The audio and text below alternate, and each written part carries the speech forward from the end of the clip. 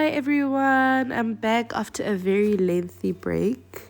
I'm sure just looking at the picture, you can see that I'm going to be making something very easy. I'm going to be making a Buddha bao, something I enjoy very much when I don't feel like cooking a very heavy meal. So let's get into it. So I'm just preparing the water now for the bulgur wheat. And then I've also prepared my pan for the chicken. So yeah, let's get into it. So what I've been doing is I've just been preparing my water. I've been letting it boil for a few minutes before adding some bulgur wheat. I got the bulgur wheat from Woolworths, and I think you can get it from any shop actually. So bulgur wheat can be used as a starch replacement. So instead of rice, you can have bulgur wheat. Instead of pap, you can have bulgur wheat. Bulgur wheat is associated with your couscous, your quinoa. So now I'm just adding a handful or so of bulgur wheat into the pot to let it simmer for about 10 minutes. And as you can see, at the back of the package, you can also get the cooking instructions so that you just know what to do after boiling your water and so forth. And then I'm just covering it now. And then I'm going to be making my chicken breasts in the pan, and I'm going to be using extra virgin olive oil. And then these are the chicken breasts that I've already seasoned. And I'm going to show you what I've seasoned the chicken breasts with shortly. So I have used black peppercorns as usual. I have used Cajun seasoning from Woolworths, and I have also used Ina Parman's chicken spice. As you know, I'm an Ina fan. So right now I'm just checking if the oil is heated properly, and I think it's not really ready. And that's why I keep on tilting the pan and just lifting it to check if the heat is quite accurate. But I'm pretty sure that it's okay now. I was just reducing it a bit so that I don't burn the chicken breast, because you know that chicken breasts are so fussy with regards to cooking time. You don't want to char the outside before the inside gets well cooked. So as you can see, I'm already placing my chicken breasts on the pan. Just make sure that the oil is not too hot, guys, because this can either make or break your dish. So just make sure that the heat is evenly distributed and that it's not burning your meat, but instead cooking it. So I've just placed the chicken breasts on the pan, and I'm gonna let it sizzle for a couple of minutes before I turn it on each side. And yeah. So guys, here's the trick. So you're going to treat your chicken breasts as if you are making steak. You don't want to overcook it, nor do you want to undercook it. Chicken is fussy. You need to make sure that it is well cooked, because it could make you sick if you don't.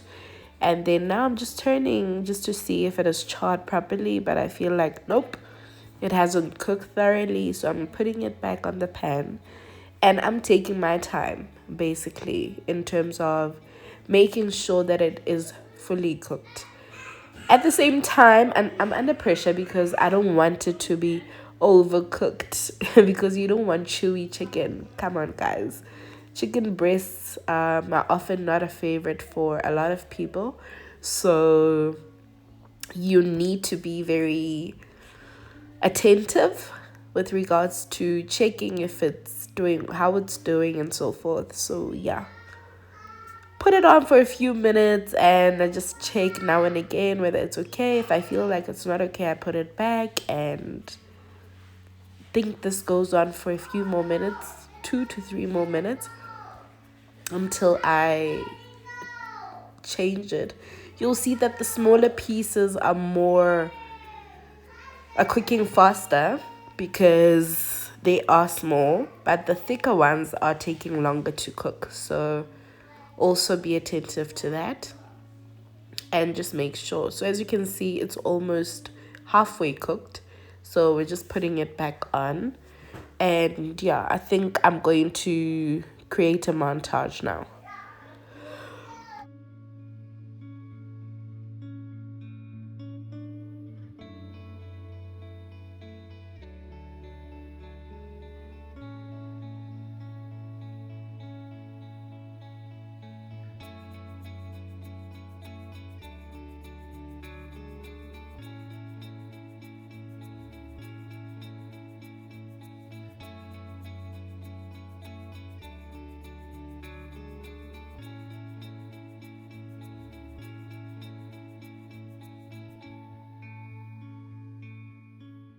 So as you can see, I've been letting this cook. This has been about 10 minutes or so, and now I'm getting ready to plate. So I'm getting ready to plate now. I've decanted my bulgur wheat into a smaller bowl, and I'm just making sure that it has enough seasoning. And then now I'm just plating into the Buddha bowl. I'm putting enough for me. So if you are a heavy eater, you'll put in more. If you don't eat that much, you'll put in less. So this really depends on you. You don't really have to follow what I'm doing. Okay, I'm just making sure that it's aesthetically pleasing. We eat it with our eyes first, so we gotta make sure, guys. I'm just grabbing my tongs. I'm now adding the carrots. These are raw carrots. I bought them from the store. Guys, sometimes life gets too hectic and you can't even peel things or anything like that. So it's allowed to purchase things from the store. I'm also adding some raw beetroot. It was quite nice, and I couldn't even taste that it was raw actually. Guys, the colors are already, complementing the dish so much. So now I'm just bringing everything closer to the dish so that I'm able to move it onto the Buddha bowl. I'm going to be placing the chicken breast. I've already cut it into strips, but these are more thicker strips so that I can just pick them up with my fork. I'm putting in one breast because I'm not really a heavy eater. So I feel like one breast is enough. We cannot leave Evo behind, guys. Evo is vital for Buddha vows. And I really feel like Evo is a true contrast of eating healthy and indulging. But that's for me. Now we're adding store-bought sweet corn. I bought these from Woolies, but you can find them at any supermarket. So these are already cooked. And what I did is I just removed the water from the can. And yeah, that's basically what I did. These are red kidney beans, and I'm adding those as well. You don't have to add every single thing that I'm adding to my Buddha bowl. It's totally up to you. And it really depends on what you like.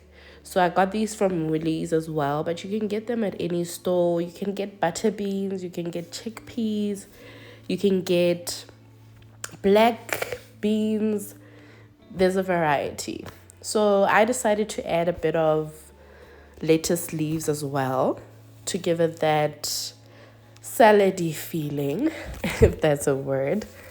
So yeah, I'm just making everything look nice, and I'm making sure that there's a color contrast, and I'm just making my plate look attractive at this point. I don't know what I'm doing, but I think it's working. Then I'm just putting on some cocktail tomatoes, and I really love tomatoes, so I'm gonna add a lot because they are absolutely amazing.